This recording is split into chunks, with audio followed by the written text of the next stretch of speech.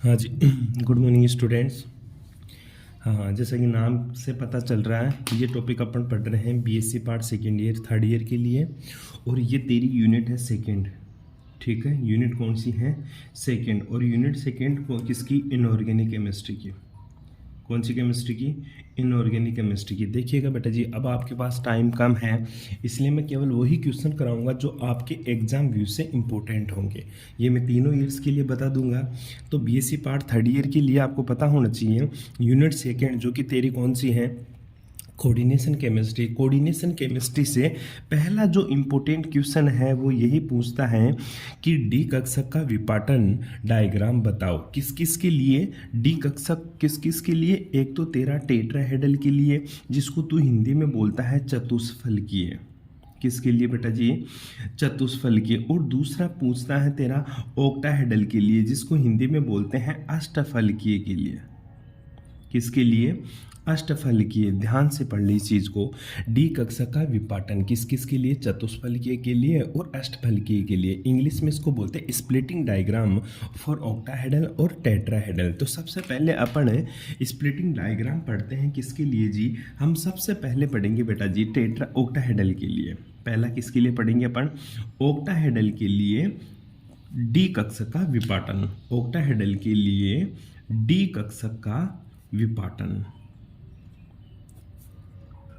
विपाटन बेटा सीधा क्वेश्चन पूछता है, और इस बार ये 100% है। ये क्वेश्चन आपको देखने को मिलेगा पेपर में। कौन सा? डी कक्षा का विपाटन। ठीक है, तो ऑक्टाहेड्रल के लिए डी कक्षा का विपाटन कैसे देखते हैं, ध्यान से देखना। मैं एक बात बताता हूँ कि जो ऑक्टाहेड्रल होता है, इसकी जो कोऑर्डिनेशन नंबर होती है वो कितनी होती है? 6 होती है। कितनी होगी आपके पास है? 6। मतलब इसकी जो समन्वय संख्या है वो कितनी होती है? 6। मतलब मेटल होता है 1 और उससे जुड़ने वाले एलिमेंट्स कितने होते हैं? 6 होते हैं सर। कितने एलिमेंट्स जुड़ेंगे? कितने लिगेंड जुड़ेंगे बेटा जी? 6 लिगेंड जुड़ेंगे। जैसा मैं डायग्राम बना रहा हूँ वैसा का वैसा तुम्हें बना के आना है एग्जाम में, और वैसा ही आपको करके आना है कॉपी में भी। ठीक है, इस तरह से आप लोगों को पता होना चाहिए कि मेरे पास एक क्यूब है। क्यूब के जो बॉडी का बिल्कुल सेंटर होता है उसमें मेरी मेटल बैठी हुई है। कौन बैठी हुई है? मेटल। और लिगेंड होते हैं उस टाइम पे कहाँ? बिल्कुल बाहर, अनंत पर होते हैं। इनफाइनाइट पे क्या बैठे रहते हैं? 6 लिगेंड बैठे रहते हैं। अब ध्यान से देखना बेटा जी, मैं एक एक लाइन का आपको मतलब बताता हूँ और एक एक लाइन आपको लिख के आना है। मेटल बिल्कुल बीच में बैठी रहती है और लिगेंड बिल्कुल कहाँ होते हैं? अनंत पे होते हैं। ठीक है, तो लिगेंड अनंत पे होते हैं, तो 6 लिगेंड थे। कितने लिगेंड टोटल बेटा जी? 6 लिगेंड। क्योंकि ऑक्टाहेड्रल कितने लिगेंड के साथ बॉन्ड बनाता है बेटा जी?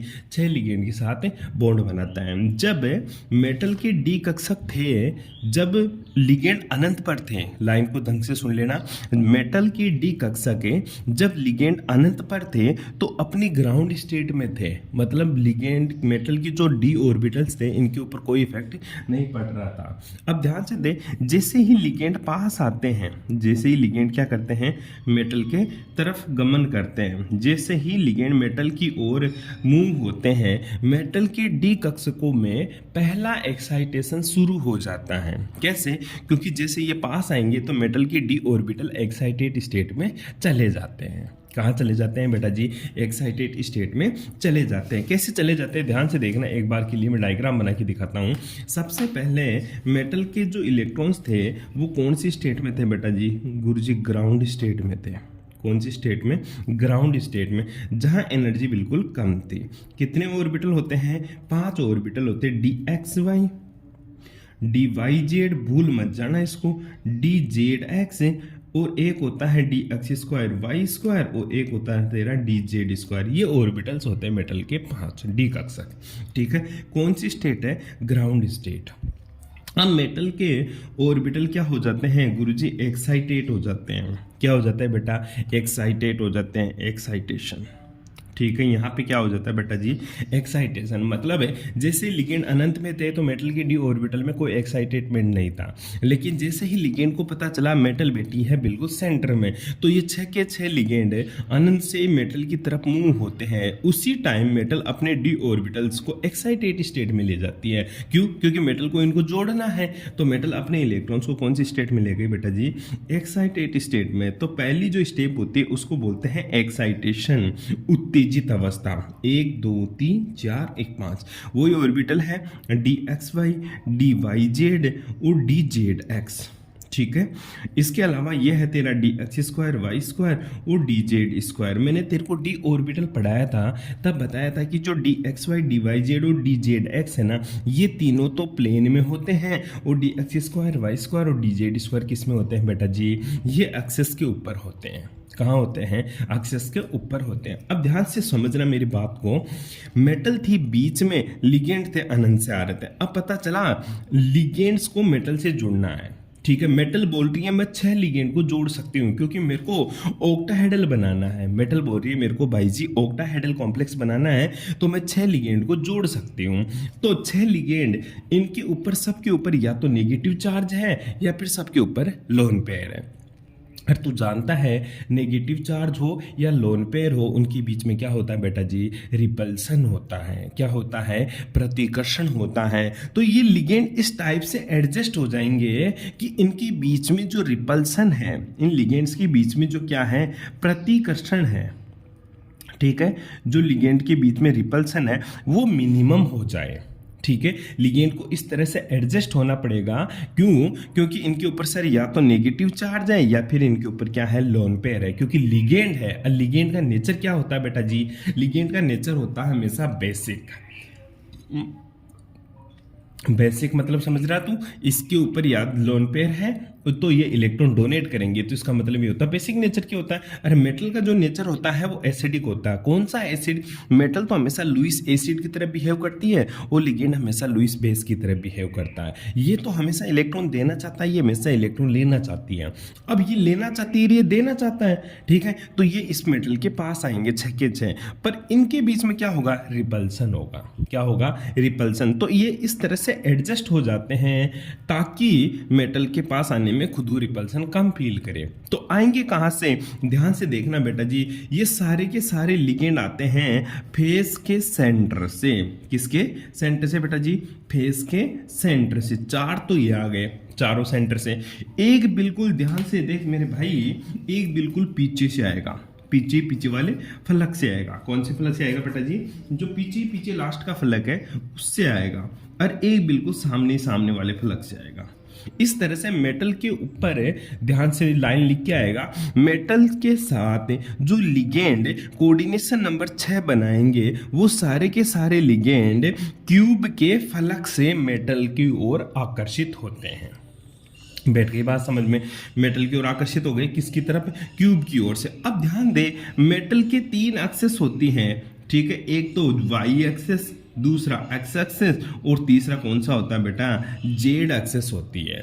बैठ गई बात समझ में। जो लिगेंड मेटल की एक्सिस के सीध में है, एकदम सीध में है, उनकी एनर्जी तो बढ़ जाती है, और जो लिगेंड मेटल की एक्सिस के सीध में नहीं है, मेटल के एग्जैक्ट सामने नहीं है, उनकी एनर्जी घट जाती है। मैं मेटल की बात कर रहा हूं, तो मेटल के दो ऑर्बिटल हैं जो लिगेंड के एकदम सीध में है, और वो कौन कौन से हैं बेटा जी, वो 2 ऑर्बिटल हैं। पहला ऑर्बिटल तो होता है तेरा d x square y square, और दूसरा तेरा d z square, d x square y square और डी जेड स्क्वायर। 2 ऑर्बिटल है जो मेटल के एकदम सीध में है।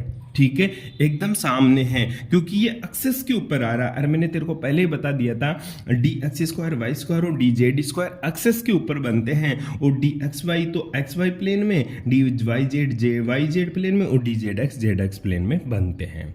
ठीक है, तो जिनके एकदम सीध में आता है वो तो ऊपर चले जाते हैं, मतलब उनकी एनर्जी बढ़ जाती है, और जिन जो एक्सिस के अपोजिट साइड में रहते हैं, मतलब जो एक्सिस के सामने नहीं है, उनकी एनर्जी बेटा जी घट जाती है। उनकी एनर्जी क्या हो जाती है, घट जाती है। इसी को बोलते हैं स्प्लिटिंग। क्या बोलेंगे, स्प्लिटिंग। तो ये क्या हो रहा है गुरुजी, ये मेरा डी ऑर्बिटल्स का क्या हो गया, विपाटन हो गया। क्या हो गया बेटा, विपाटन हो गया। बस इंपॉर्टेंट बात यही होती है, नीचे d x y, d y z और डी जेड एक्स, ये मेटल्स के डी ऑर्बिटल का क्या हो जाता है, विपाटन। ध्यान से देखना बेटा, इस एनर्जी, ये होता है तेरा एनर्जी का बैरियर। क्या होता है, एनर्जी बैरियर। और तेरे को ये भी पता होना चाहिए डी कक्षा किसके लिए पढ़ रहे हैं अपन, ऑक्टाहेड्रल के लिए। तो जो ये एनर्जी है ये ऑक्टाहेड्रल की है, मतलब डेल्टा नोट है जी। क्या है बेटा, डेल्टा नोट है। अब तेरे को एनर्जी निकालना है, क्या निकालना है बेटा, एनर्जी, कि ये इससे यहाँ पर तो क्या है 0, इससे कितना ऊपर गया, एनर्जी कितनी अब्जॉर्ब करी और इसने कितनी एनर्जी रिलीज करी। तो बेटा जो रिलीज कर रहा है उसको तो नेगेटिव से दिखाएंगे, जो अब्जॉर्ब कर रहा है एनर्जी ग्रहण कर रहा है उसको अपन किससे दिखाएंगे, पॉजिटिव से दिखाएंगे। बैठ गई बात समझ में। तो ध्यान देना, इस चीज को याद करने का तरीका है, नीचे 3 और 2, टोटल ऑर्बिटल कितने हैं 5, टोटल ऑर्बिटल कितने बेटा जी 5, इधर भी देखेंगे टोटल ऑर्बिटल कितने हैं 5। बैठ गई बात समझ में, 5 है, नीचे कितने हैं 3, ऊपर वाले के बराबर होने के लिए ऊपर 2 लगा दें, ठीक है। कितने हैं 2, नीचे वाले के बराबर होने के लिए कितना लगा दे, 3 लगा दे। अरे 3 ऑर्बिटल है तो 2 लगा दे, 2 ऑर्बिटल है तो 3 लगा दे। अरे कितना जी, वही तेरा डेल्टा नोट, कितना जी, डेल्टा नोट, ऑक्टाहेड्रल की CFSC है, ठीक है। ये किसकी, ये अष्टफलकीय की CFSC डायग्राम। अब नीचे है तो नेगेटिव और ऊपर है तो पॉजिटिव, क्योंकि एनर्जी अब्जॉर्ब कर रहा तो पॉजिटिव और नहीं कर रहा तो उसको नेगेटिव से दिखाते हैं। बैठ गई बात समझ में। तो यहां से लेकर, कहां से लेकर, यहां से लेकर यहां तक इसने कितनी एनर्जी रिलीज करी गुरुजी, -2/5 डेल्टा नोट है, ठीक है। और यहां से यहां तक की जो एनर्जी बैरियर है वो कितना है, +3/5 डेल्टा नोट है। बैठ गई बात समझ में। इस ऑर्बिटल को बोलते हैं T2G और इसको बोलेंगे अपन EG। क्या बोलेंगे, EG, ये याद रखना है। बैठ गई बात समझ में। अब ध्यान से देख लें, 2/5 डेल्टा नोट और 3/5 डेल्टा नोट, इसको अपन n से मल्टीप्लाई कर देंगे, इसको किससे मल्टीप्लाई कर देंगे, n से।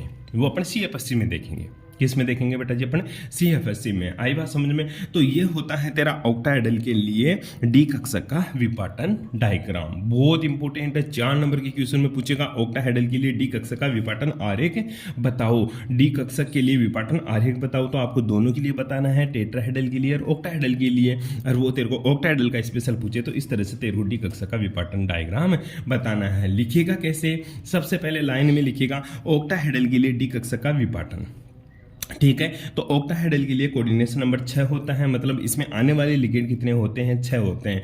इसको समझने के लिए अपन एक क्यूब की सहायता लेते हैं। क्यूब के अंदर मेटल बिल्कुल बॉडी के सेंटर में बैठी रहती है। लिगेंड जब अनंत में होते हैं तो मेटल के डी कक्षा के ग्राउंड स्टेट में होते हैं। लिगेंड जब अनंत में होते हैं तो मेटल के डी कक्षा के ग्राउंड स्टेट में होते हैं। जैसे जैसे लिगेंड मेटल के क्लोज आते जाते हैं, मेटल अपने इलेक्ट्रॉन अपने ऑर्बिटल का एक्साइटेशन करके 5 इलेक्ट्रॉन को एक्साइटेड स्टेट में ले जाती है। उसके बाद में मेटल जैसे ही लिगेंड की तरफ, जैसे ही लिगेंड के साथ बॉन्ड बनाते हैं तो मेटल के डी कक्षकों का विपाटन हो जाता है, जिसमें से DX2 Y2 और DZ2 ऊपर और DXY DYZ DZX नीचे की तरफ हो जाते हैं। इस तरह से इनकी एनर्जी का विपाटन हो जाता है। तेरे को डायग्राम बना के आना है।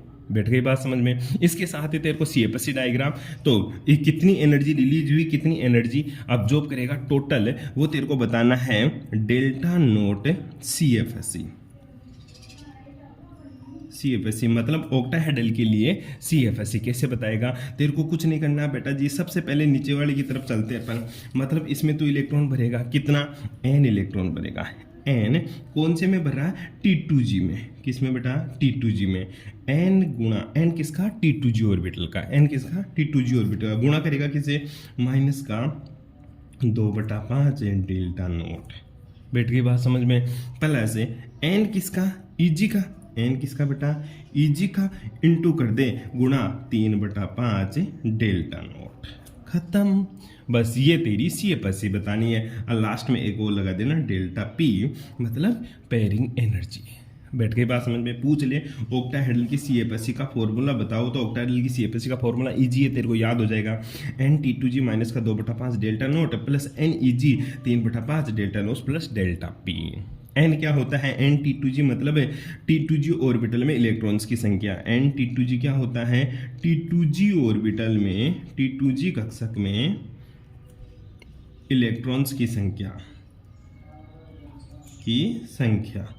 और NEG क्या होता है, NEG क्या होता है, NEG क्या होता है, EG ऑर्बिटल में ईजी ऑर्बिटल में या ईजी कक्षक में इलेक्ट्रॉन की संख्या।